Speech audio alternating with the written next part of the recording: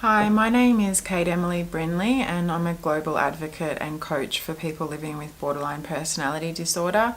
I've founded an organisation called Each Person Counts, and we also provide advocacy for survivors of childhood sexual abuse and people experiencing complex PTSD, and we also provide consultancy services for all of those things as well. Today, this clip that I'm bringing to you is on how to use affirmations to heal ourselves of borderline personality disorder.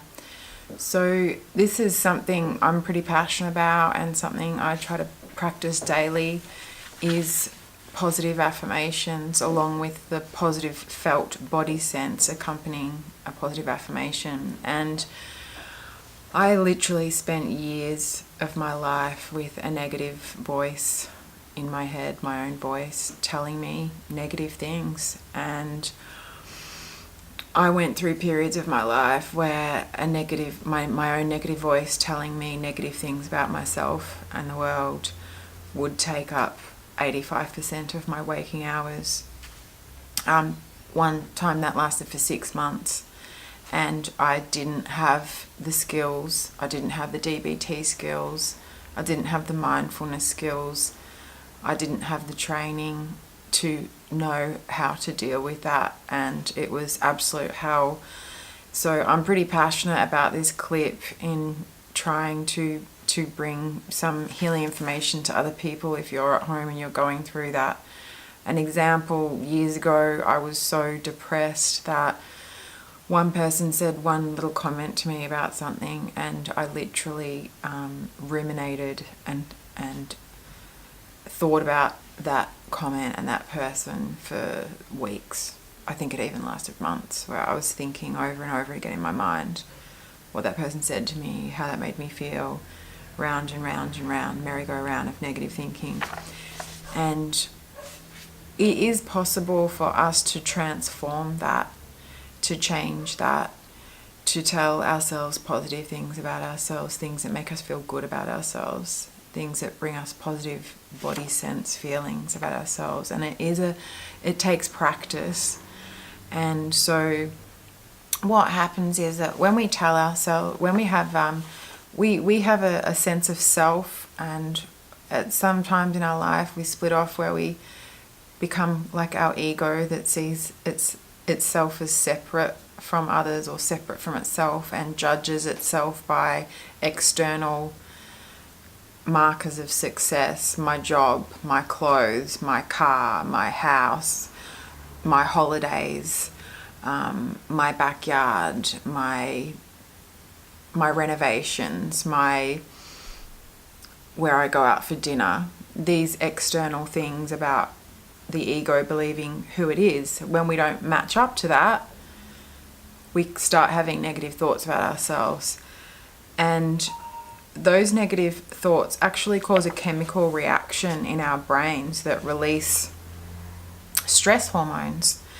And I remember one time when I was at my most distressed, I would have a negative thought, and within a split second I would have a hot flush. I would have a nervous system response to that thought, and it was hundreds of times a day. My body felt like it was being fried from the inside out, and the thoughts would just pop into my head, and I felt like I had no control over them. I felt completely powerless. It was an absolute nightmare. But there is hope. I've gotten through it, and I hope to bring that message to you today. So when we have these habitual patterns of thought, it's like weeds in our mind. These neurons are firing off every time we have the same negative thought, and neurons that wire together fire together. So these thoughts and these experiences get clumped together, and it's like weeds in our mind, growing, taking over. And the more that we have those thoughts and have experiences that confirm those thoughts, the thicker those pathways in our mind become. And we can also get, on a neurochemical, physical level, addicted to these stress hormones pumping through our brain and through our body, and not actually even be aware or conscious that we're in an addictive process. which can cause us to have health issues. So we can really become depressed when we have these negative thoughts ticking over and over again, and we aren't able to witness them or step outside them or turn them around. We can become severely depressed, completely debilitated, unable to get out of bed, unable to communicate with other people when we let our minds take over and don't use tools and resources to change that. So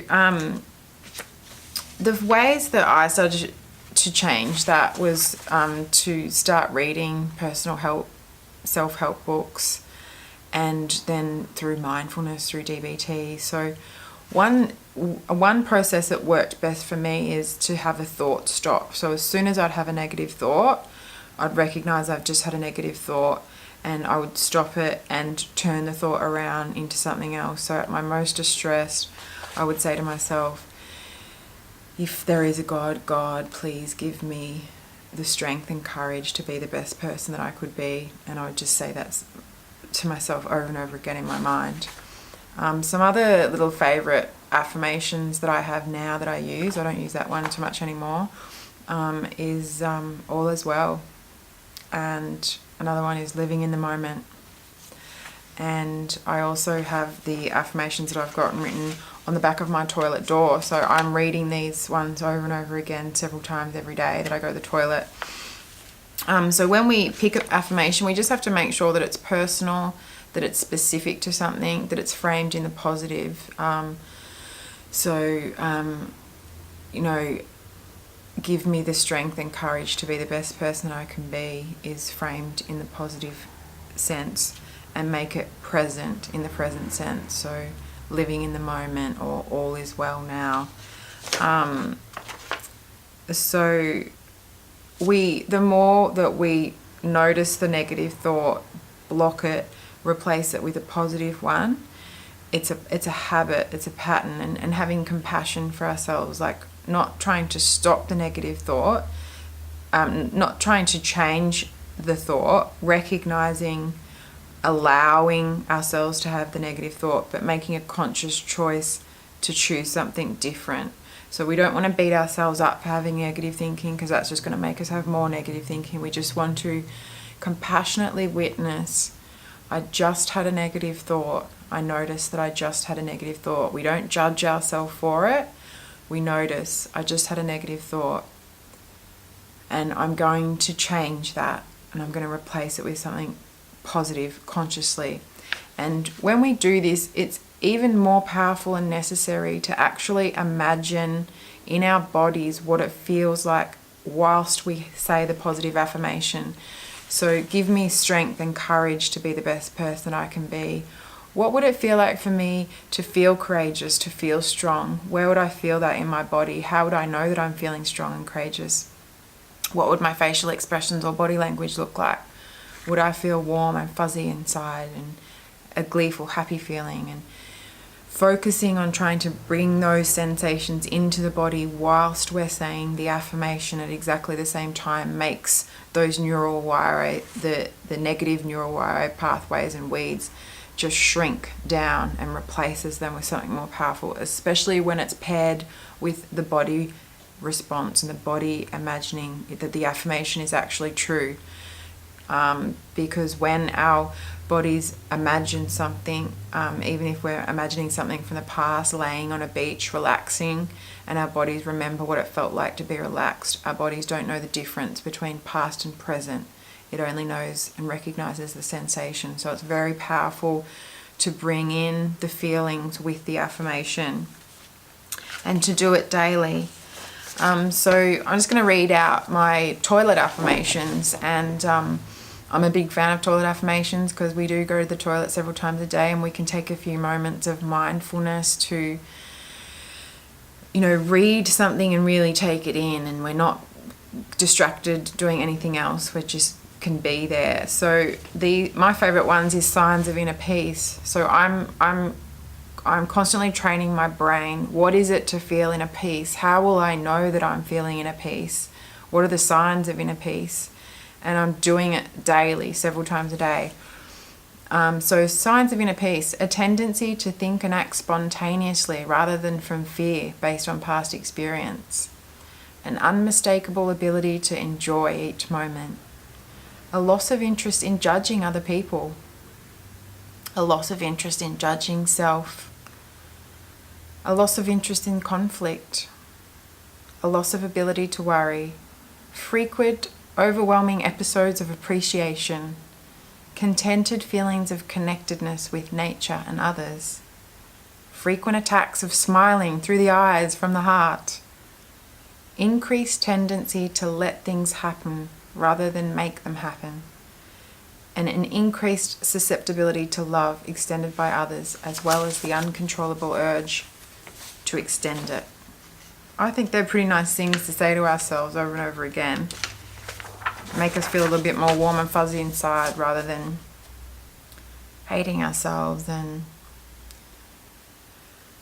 the other one that I have on is to do with my work, and it says, you may find that you are discontent with your life situation. Most people are, and not everyone will have the opportunity to live the life of their dreams. But everybody has a chance to try, and nobody has an excuse not to follow the little voice inside them that is pulling them towards what they truly desire to do. Take a moment to ask yourself these questions. What am I good at? How can my skills and talents benefit the lives of others? What am I passionate about? What really interests me? If you notice the answers to these questions and you don't follow them up, your inner self will attempt to snap you out of it in several different ways. So that affirmation is really important to me because this work is really important to me, and my passion is to share the information that I've learnt from the world over the last 20 years in healing myself with others, in the hope that I can alleviate suffering in the best way that I can. And that's what really interests me. That's what gives me meaning. That's what gives me purpose. That's what makes me make sense out of my life and what I've been through. And I think when we have a vision for our future, that can really help to decrease the negative thinking and that inner critic. And then lastly, I've got my favorite affirmations for money, love, success, health, and more is an iTunes download that I'm going to put the link to. And this one is more like a repetitive loop of positive affirmations by a woman.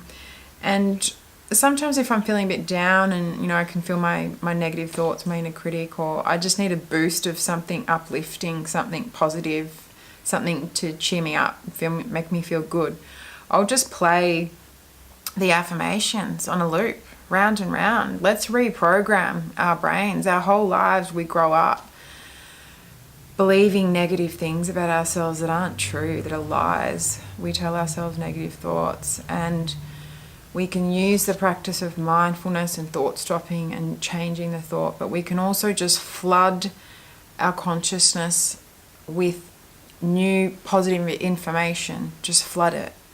Just take in positive thoughts, positive thoughts, positive thoughts. And it does sink in, especially in that period just before we go to sleep at night is a really great time to do it, because we take that feeling with us into our sleep and into our rest and into our rejuvenation, instead of tossing and turning on our pillows, not being able to sleep with the negative thoughts ruminating.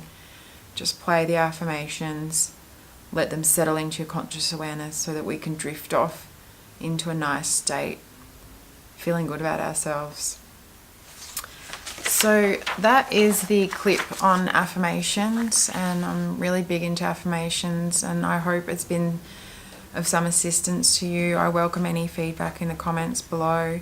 If you feel like this clip might benefit anyone you know, please forward them the link. And thank you very much for viewing this clip.